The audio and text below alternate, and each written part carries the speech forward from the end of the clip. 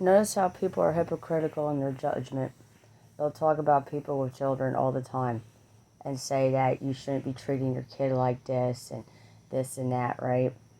And that they'll say your kid's going to grow up to hate you, all this stuff. But then they end up having a friend who has a kid, and their kid is a holy terror, and they can't get the kid to do anything right. And then they grow up treating their parent like shit, and then you be seeing the same person saying that um, it's not always the parent's fault.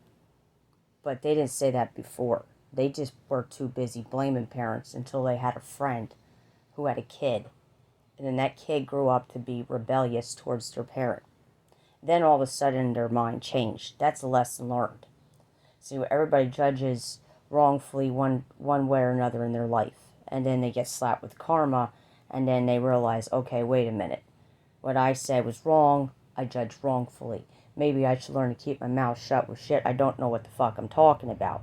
And tell people, I don't know that department. You're going to have to ask somebody else who knows that department. You don't just make shit up as you go along.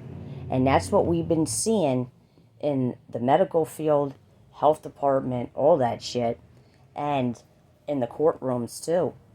There's no real fucking justice. Ain't nobody caring about justice. And then when it happens to them, they want you to care. But they still don't go back to the past of all the fucking people they skipped.